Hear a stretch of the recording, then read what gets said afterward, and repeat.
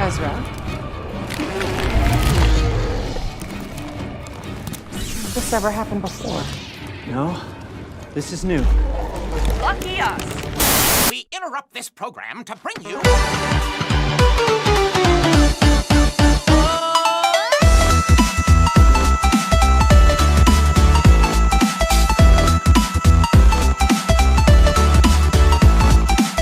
All right, everybody, my name is Kevin.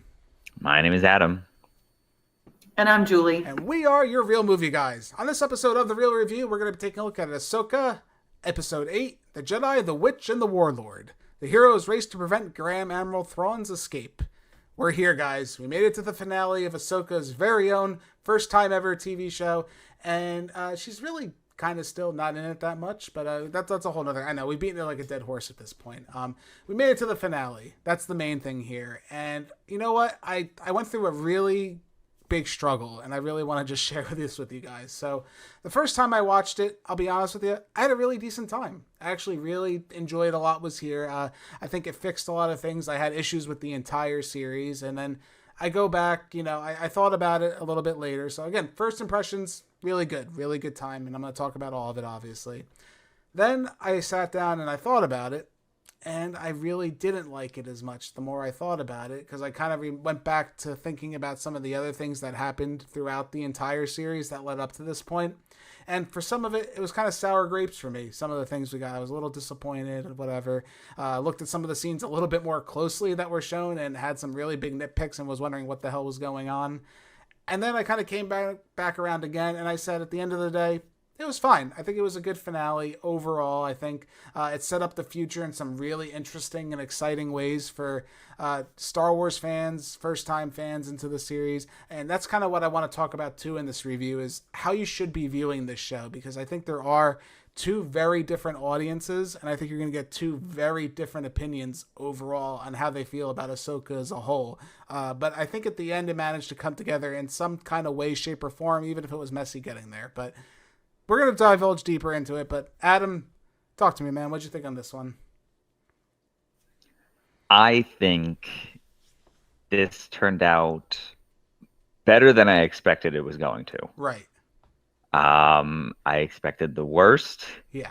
Maybe that's why it turned out so much better than it actually did for me. Mm-hmm. Okay.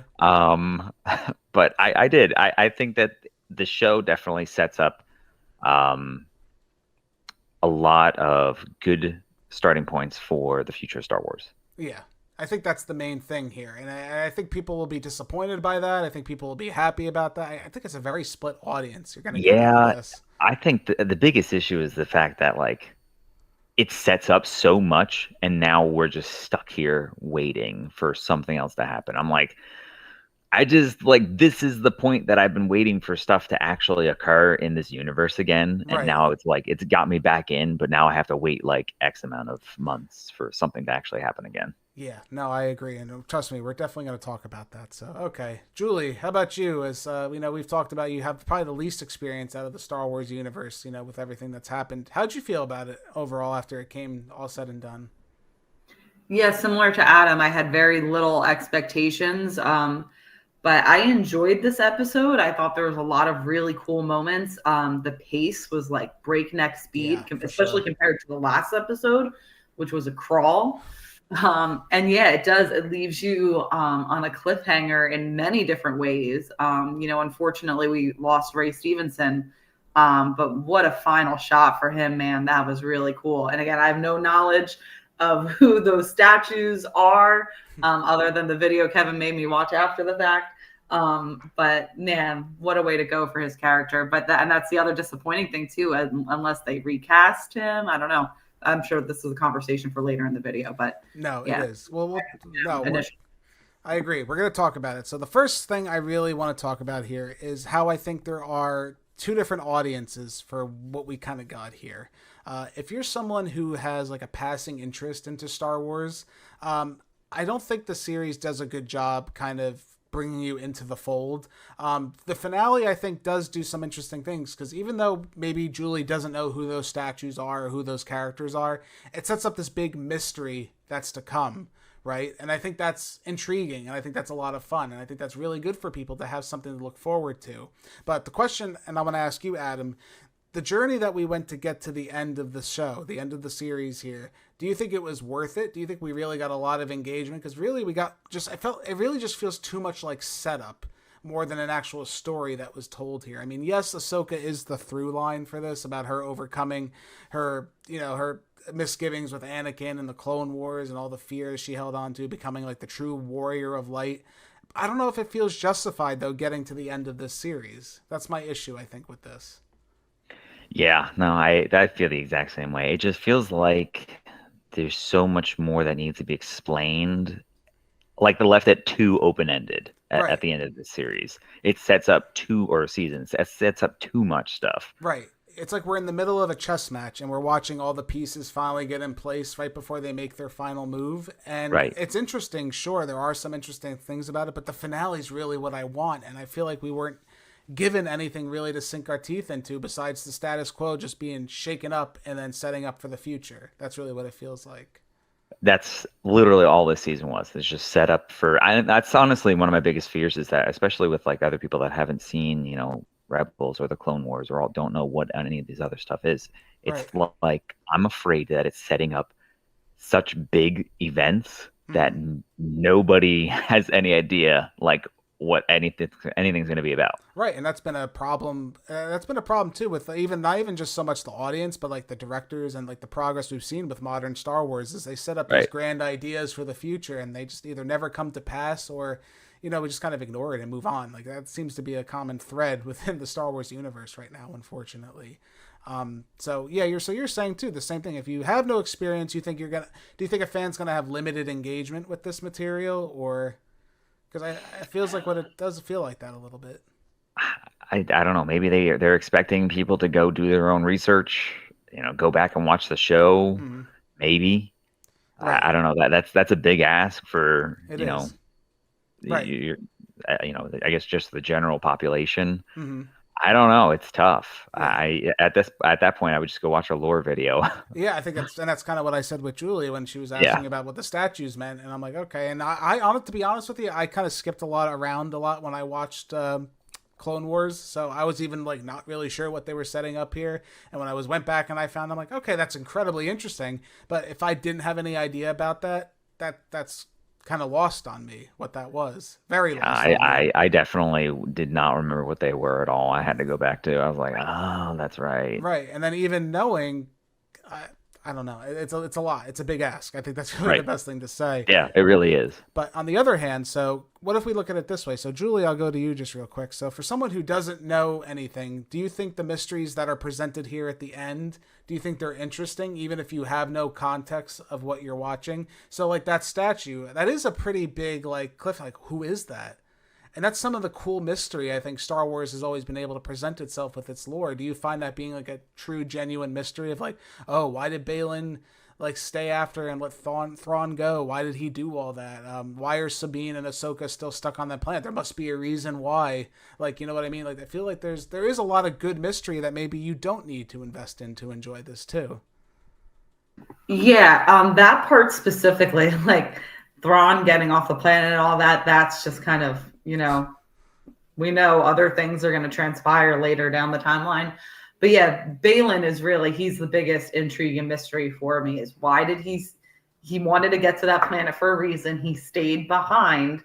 So what is he looking for? What is he looking to unlock? How are Ahsoka and Sabine going to get off this planet, or what's in store for them while they're here? It's a mystery to me. However, how long are we going to have to wait until we see any kind of answers or resolution to these? Is it going to be in the same kind of pacing and format as the show? There's a lot of questions for me on like execution and delivery, because the show, as we've seen so far, has been, peaks and valleys. Right. And again, this brings me to my second half, so I'll come back to Adam now for this one. So if you are invested in this material, you sure as hell got a lot out of this episode. If you're invested in a lot of the deep Star Wars lore and a lot of the excitement that we had, knowing the statue of the father and the son and then the sister, her head's like cut off, like that's very intriguing to people. Seeing Thrawn finally back into the Force, having to verse Ezra, kind of also making the jump back, and again, a lot of the callbacks, I think, to some of the original Star Wars lore. If you're invested, I think you're having a really good time with what you're given here. And I think those super niche, hardcore Star Wars fans, what do you think, Adam? I think they ate good today with that episode, I have to say. This is where I wanted this series to like.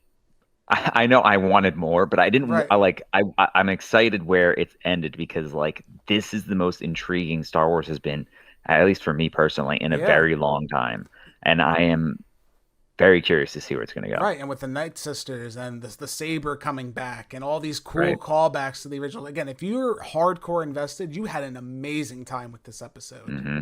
And I think there's nothing that can be said about it. I think it's really intriguing. Yeah, I'm excited. I would like more.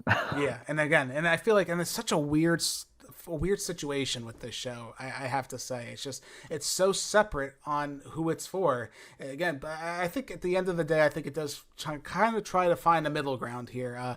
Dave Filoni, I think if it's not obvious at this point, he wanted a sequel to Rebels, right? I think that's really was the ultimate goal of this show. And by the time we get to the end of it, I feel like he kind of split his show apart. I don't know if you guys kind of noticed that too. I felt like, okay, we got this Ahsoka storyline that kind of should have been this show, maybe in some regard, like that's like the main story going on there, and then he was able to like calmly separate his other storyline with Rebels, with Thrawn and Ezra, and get him back together with Hera and kind of continue his own Rebels storyline maybe somewhere else. Did you get a feel for that, like he was able to separate the show into two by the end here? Yeah, it's so tough because I'm like, because now they don't feel interconnected anymore. Anymore. Shows now, right? They're not interconnected. I feel like they're two very different paths for what the show's going for. I think that the only way that this could actually be like introduced to a wider audience and rectified enough is to do like some sort of a like an official like Disney created synopsis video or something like, or a short series. Give me like 3 episodes, just kind of like a setup series of something, like give me an update on what happened there. I think that would be so beneficial for everybody, really. And I think it's funny, like the sweaty hardcore fans are going to say, well, just watch Clone Wars, just watch Rebels. Okay, I understand you saying that with like 3 movies, right? I get it. Like, watch the trilogy, watch whatever. You're telling me to watch like 20 seasons of a TV show. I'm sorry. I some people just can't do that. I mean, not to say that you shouldn't want to or anything like that, but if people want to just jump in and have a good time with the show, we could use something with these deep lore. I think there is something that should be given to them. Yeah, it's tough because it kind of feels like gatekeeping in a way as well. But I really think that that would be so beneficial. Just give me like a 3 episode thing. That's all I asked for. Something. Well, they did that with Marvel too. Like, as the shows were coming out, they did like a whole, all right, here's everything you need to know about Wanda and Vision, before you watch WandaVision. Here's everything you need to know about, Falcon and Winter Soldier. And it was just, and I don't even think it was 5 minutes long, maybe 5-6 minutes, quick synopsis of the characters and their role in the MCU. I feel like, Star Wars would definitely benefit from that. Right. And I think that could really work here. And I think even what Adam was saying, even if they just did something to kind of just like reinforce the past a little bit, right? It's even if I've watched Rebels and I've watched Clone Wars, I'm not saying I memorized everything that happened in those shows, and they didn't happen just yesterday. If you guys aren't remembering, it's been quite a long time since they've happened. And even for me, when they have like a character show up or there's some kind of like little reveal, I had to really like go back and think about it, like look through and be like, oh, that's who that was. Fortunately, I had to rely on YouTube for some of the reveals because it's been a long time. I don't really remember too much of what happened until it kind of kickstarts my memory a little bit. Well, I think I said this in one of our previous reviews. I feel like even if in the first episode alone, they did kind of a live action recreation of the finale of Rebels. So you could see Ezra and Thrawn going into this other universe. And then that, again, makes you have a connection to those two characters, and then jumping to where, Ahsoka and Sabine and everyone is today.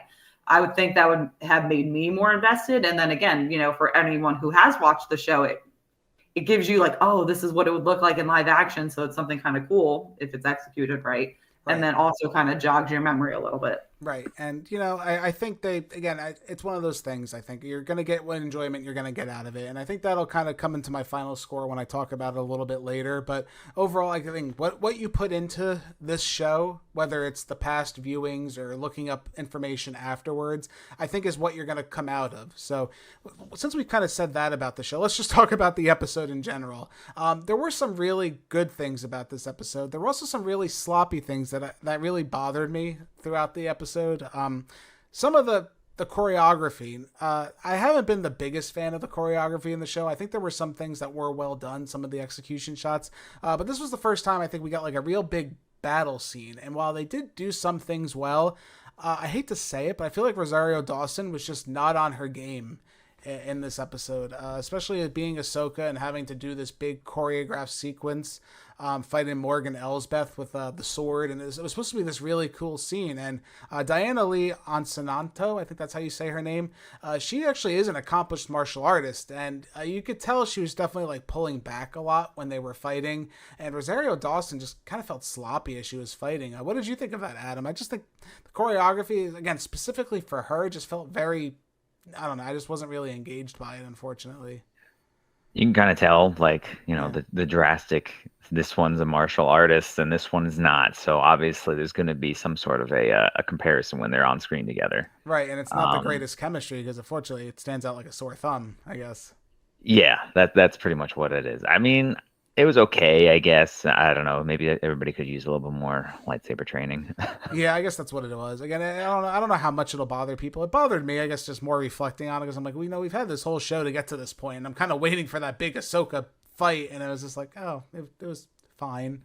Especially when Morgan Elsbeth like just dies, randomly by Ahsoka, and it's like, oh, she was obviously the better fighter, and I'm like, that's pretty embarrassing for you. Yeah, another. Unfortunately, she kind of got the Cad Bane situation here, where she just kind of, I felt like so much more potential was there, and then she kind of just got right. And such a cool character too. Yeah, she was such a cool character. She was gifted the sword. It was like this really big moment for her, and kind of just felt like, oh, okay, bye.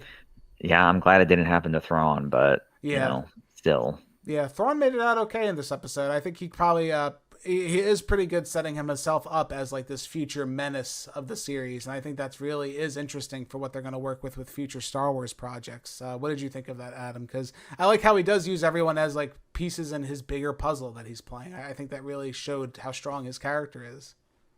He's a master planner for a reason. Like that's just how he is, and it shows. It really shows, and I think that was a very good representation of his power, because he's not like force sensitive or anything. He can't really fight, but this is like, and the idea, I think this is a good showing. And the idea is he can just convince you. I really like that for a character. Well, he's not using powers, like you say. He's not manipulating. He's manipulating people with just the spoken word for the cause, for the Empire. And I like that too. Like nothing's personal to him. It's always for the Empire. And I was saying that to Julia when she was asking, like, what's the big, like, thing about Thrawn? Like, why are people so excited? I'm like, it's because he's for the cause. Like, you know what I mean? Like, he's just all about the Empire and serving the Empire and getting information and manipulating things. I like characters like that. And they're very interesting because we don't get too many well-written characters like that. And I think Thrawn sets him up to be a huge menace. What did you think, Julie? Do you think there is like a good setup for him for the future with what he's trying to do?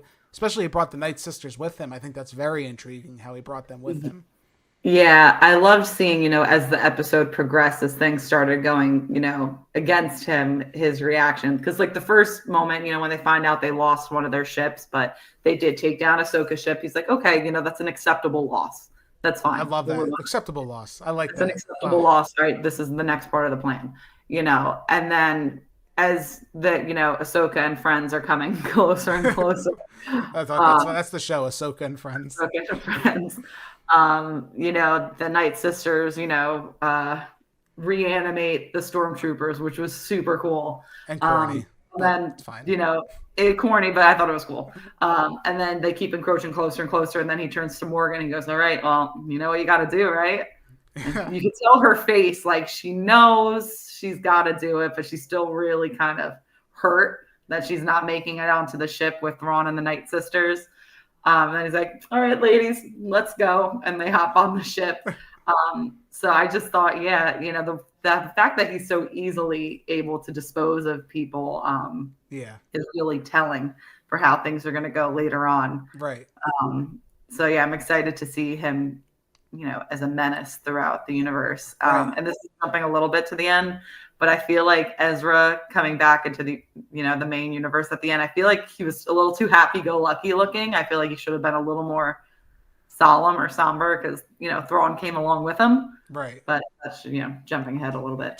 See, that's where it's like there's still these actors, it feels like they have a disconnect compared to their, animated counterparts. Right. Because even like the interaction between Ezra and Hera, they haven't seen each other in, forever. Right. And just like, what's up? Like, what's up, girl? Like, come on. It's been so long. What are you guys doing? What's up? Your baby daddy died, but what's going on? Long time no see. Yeah, that's the vibe I was getting.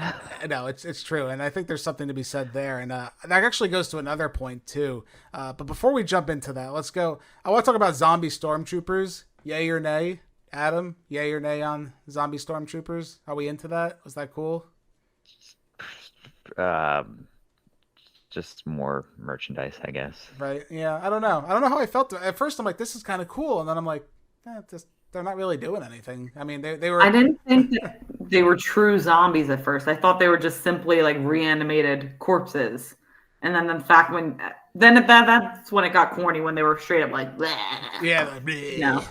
And I'm like, so they're reflecting, and the funny part is too, they're like reflecting like laser fire from like all the bolts from the blasters and everything. I'm like, just chop the guy's head off. We're done. You know what I mean? And especially when they're zombies, like they're just kind of like standing there going like, no, get away, get away. Why don't you just like cut him down so he can't come back up, get back up, like cut his legs off, and you're good. You know what I mean? Like they have all of these powers at their disposal, right? Yet they're just like, and then all of a sudden we have a Walking Dead trope here, and it's like, come on. Yeah, I mean it's cool. It fits like the mystique of the Night Sisters, and I kind of get it. Agreed. Maybe if it wasn't such like a planned thing by Thrawn, maybe it was kind of like all right, I'm gonna send all these guys out. If they die, it's okay. We're gonna turn them into zombies, and they're gonna chase after them. I thought it was kind of silly, to be honest. It wasn't my thing really. And the next thing too, I guess that ties into the point before, was so Sabine and Ezra really finally get some time together. I think a little bit more in this episode. If anything, I'll say Sabine has been the worst character in the entire show. I think for all of us, we really haven't enjoyed her character. This was the first time I thought she was actually okay. If anything, the part where she like crashes the ship into the TIE fighters and just goes, I took care of the TIE fighters kind of thing. Like that felt like the first like real Sabine moment of the show, where she was just kind of like calm, cool, collected. Like I did what I had to do, and do it well and execute it. Then we get to the scene where they're jumping to Thrawn's ship. So her and Ezra are kind of like together, and they're trying to figure out, like, she hasn't been able to use her force powers. It's been the whole like through line. Like, is she force sensitive? Is she not force sensitive? We don't really know. It's been said she isn't, but apparently she is. Well, apparently she definitely is, because she pushes Ezra up into Thrawn's ship. She force pushes him up. Did anyone feel like there should have been like more of like a celebration or something with that interaction? Like, I feel like it could have been a good character moment between her and Ezra, because Ezra knows, like, or there should have been more hesitation where he's like, I don't know if you have force powers. I know you don't. Like, I felt like the interaction was just missing something. What did you think, Adam? I just felt like there was something missing there for that scene. I don't know. Maybe that's, I mean, like, that goes with what I said earlier. It's like the lacking emotion. Yeah. Like, there's no personality here. It's just like things are just happening because I guess they just know that they're going to happen. at that point. Right, like I was waiting for like a big like Ezra, like you did it, Sabine, you did it. I can't believe it. You are for it's like like something like some kind of like big celebration moment between Unless them. he knew the whole time and he just didn't tell anybody. Like, yeah, well, maybe. I don't know. Ezra's, I feel like out of all the characters, I think Ezra's like return has been kind of felt like the most let down, except for the lightsaber building scene. We didn't talk about that, but that was a really good scene. I thought of him just building his lightsaber, and Huang just happened to have the other part of his master's lightsaber, the same hilt, so he could complete it. I thought that was pretty nice. It was a touching scene, but again, I wanted more out of Ezra, but maybe this is what we're talking about. This is like the setup for the future is when we're going to really get that time with Ezra, where I think it would have been better spent now, I think, to some extent. What did you think, Julie? Did you think like they could have done a little bit better? Because by the end of this, it seems like Sabine's whole goal was to get Ezra and bring him home, and she kind of did that, but she's still not reunited with him. She was like said like, "Hey, how you doing?" And now they're all separated again. Do you think there was something kind of lost on that path there? Well, not really, because I mean maybe just in the amount of Ezra and Sabine interactions, but I think I'm going to give her a compliment. It shows character growth on Sabine's end because she, instead of going with Ezra, she stayed behind with Ahsoka. She is being true to her master. She was definitely more tolerable this episode. Would I have liked to see more of her and Ezra? Sure. But again, I don't have that baseline that both of you have. So it's, yeah, I'm not disappointed that I didn't see them more together. I mean, I guess after all this, but I'm actually, you know what? I'm disappointed she didn't get yelled at for what she did, really. Yeah, a little bit. I mean, it should she got no consequences. Well, why did Ahsoka be like, oh, everybody's where they need to be? How does she know? She don't know. How does she know that? She has no idea. She's like, yeah, Ezra had to be on that ship up there. You have to be here with me. How does she know? I don't know. And then maybe because she's so connected Ahsoka to the White. Yeah, Ahsoka the White. Well, anyone else notice the abundance of Lord of the Rings references happening in the Star Wars universe? Anyone else notice the statues and just saying? Yeah, they were like, oh well, that's successful. Let's just do it again. Dave Filoni loves two things: the prequels and Lord of the Rings. Apparently, he's very obsessed with those two things, and clearly they pay off. Characters that got the least amount of screen time, and I think this was like robbery in my opinion, really were Baylan and Shin Hati. Got no screen time whatsoever in this finale. So Shin, apparently she's the leader of the bandits and she's stuck on that planet and maybe will be like the other puzzle piece to this whole Ahsoka, Sabine, Baylan, Shin, I guess, whatever triangle that's forming right now with like the different teams. What did you think, Adam? I thought that was just kind of robbery on her character. Like she just kind of ran away and now she's the leader of these people, and I guess that's it. I don't know. Between Baylan and Shin, it's like those were the two most interesting characters. And they got sidelined right at the end. Absolutely. It's like, are they going to get their own show too? I know. Well, I guess they're connected to Ahsoka's, journey. Okay. I guess that's what I'm assuming. But like Baylan, and it's funny that Thrawn was really just kind of like whatever, like, oh, Baylan, whatever. Yeah, unimpressed. I feel like it would have been a little more like, oh, I'm kind of annoyed. Like that piece I was using kind of didn't do anything. Right. It was barely an inconvenience. I don't know. I don't know. It's in his plan, I guess. I don't know. I felt like it was a little bit of a disservice because they've been the two like highlights in this show, especially their connection. Their story is the most interesting thing I think in the whole series, honestly, at this point. And the fact we only got like a half a second with each of them felt just a little disappointing, even if it does set up the future. I mean, Shin's is like whatever. I guess she's the leader of these bandit people. Whatever, fine. Baylan's is the more impactful one, obviously, because he has this big like prophecy or whatever he's trying to fulfill, some vision of a future. So I'm very intrigued by that. But what do you think, Julie? Was it a little bit disappointing for you too? Just stuff, especially because unfortunately with the circumstances of Ray Stevenson passing away, it's going to be tough for whoever has to fill those shoes in the future. Yeah, absolutely. As the episode was progressing, and again, it's a breakneck speed, like it's going fast. I'm like, what is up with Baylan and Shin Hati? Because especially Baylan, like you knew that he had his own thing going on, but we didn't know what it was. So yeah, only having them for that little bit at the end was definitely disappointing. I mean, Baylan, his scene, I think, was the most impactful for me in the entire episode, is seeing him standing amongst those statues.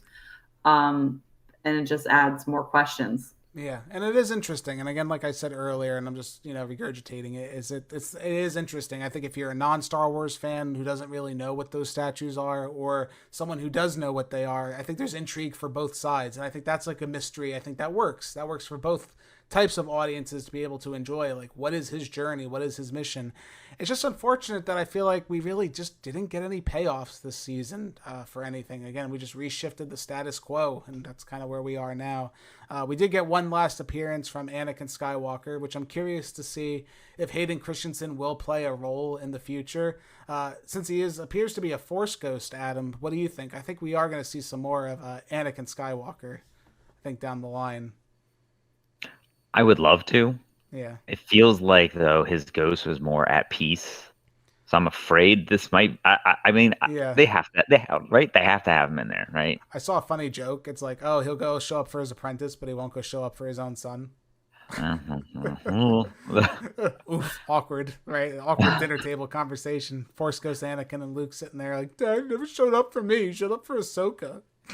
Priorities, I guess. Priorities, right? We don't know what happened that whole time while Luke was on that rock. Yeah, let's not find out because I really don't want to know. Could have showed up. Yeah, let's let that die and be buried, I think, at this point. I am curious about the future of Star Wars because we already know kind of like that's the problem when you do something that's a prequel. When you get to the finale, like all these mysteries, they're great and they're fantastic, and I'm sure there'll be some fun journeys and stuff. But we kind of already know where everything ends up. Like, we know the Kylo Rens and, the Rey Skywalker, whatever, of the future and stuff like that. Like, we know where it ends up, so I'm curious to see what we can do in between there and make it interesting.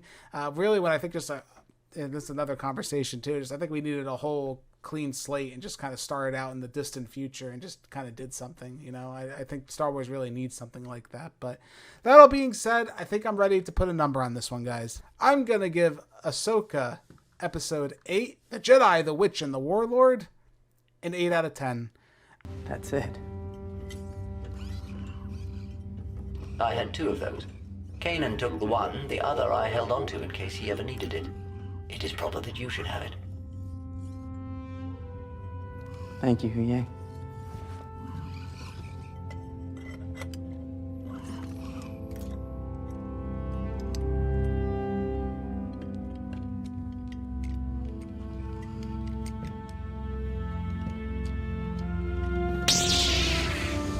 It's fine for what it is, and my score, the way I came to it is, I feel like my 8 out of 10 is really a summary for the entire series as a whole. I think Part 8 really just kind of encapsulates everything I feel. If you're a diehard fan, I think you're going to have some more interest in this score, so if my score is a little low, I think you'll be on the higher end. If you're someone who's not really into Star Wars or has followed or the lore as deep as everybody else, I think you're going to be on a lower end as far as a score, so I feel like an 8's like right in the middle. I feel like everyone who kind of got what they wanted out of it, there is something there. Overall, I think this episode is fine. It sets up the future. I just really wish we had some more payoff. Some of the choreography was a little bit disappointing, but, the characters are interesting. They are set into motion. It does make me interested for the future of Star Wars, which I haven't said that in a very long time. So I got to say that's something even more so than The Mandalorian did, I think, to some extent. I think this is more successful setting up what Dave Filoni has planned for the Star Wars universe as a whole. Will it be good? Time will tell, but overall, I think Ahsoka, if you're going to watch this show, I think, opposed to doing the episode by episode, it's better as a binge. Would have worked entirely better as a movie, I think, in whole, just setting up the future, but we have what we have. There's a lot of Star Wars here. Will it create new fans? That I'm not too sure, but I'm sure, for sure, going to say that fans of Clone Wars, Rebels, you're eating good. You're having a good episode, and I think you had a good series overall, but that's where I kind of stand with this one. Adam, how about you? What do you think of this one? I think you put it fantastic.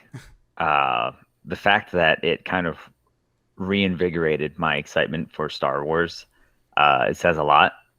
And I think I'm going to give Ahsoka Episode 8, The Jedi, the Witch, and the Warlord, an 8 out of 10 as well.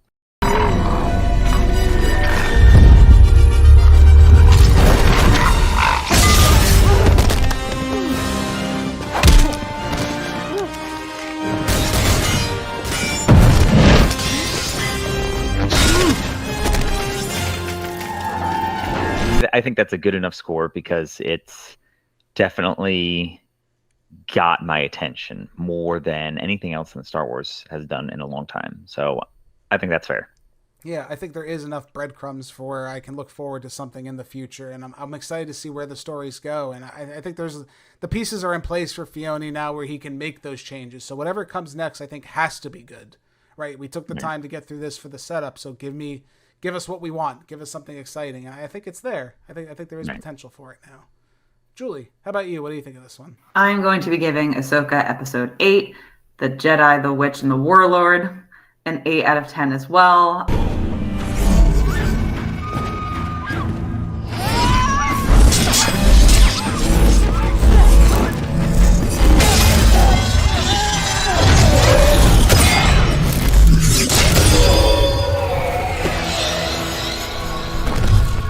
As a newbie to a lot of these characters, there was definitely some hurdles for me to overcome.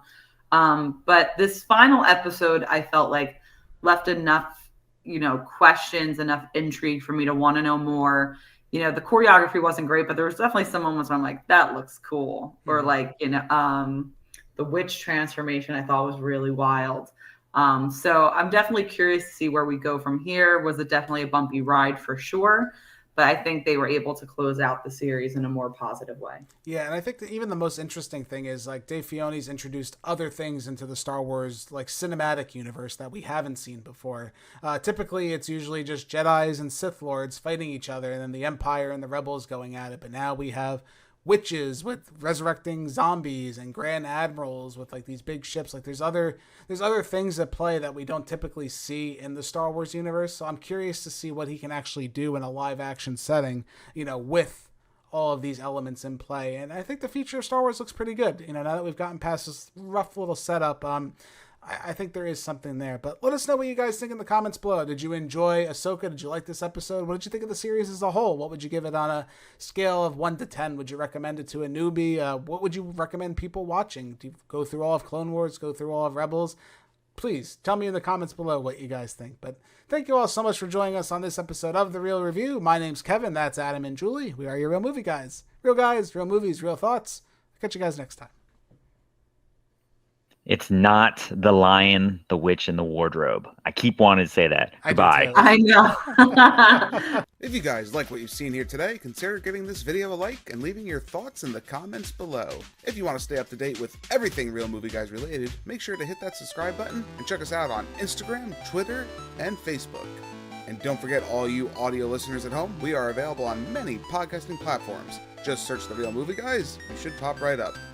Thank you again all so much for joining us on this episode of The Real Review. We are The Real Movie Guys. Real guys, real movies, real thoughts. Catch you next time.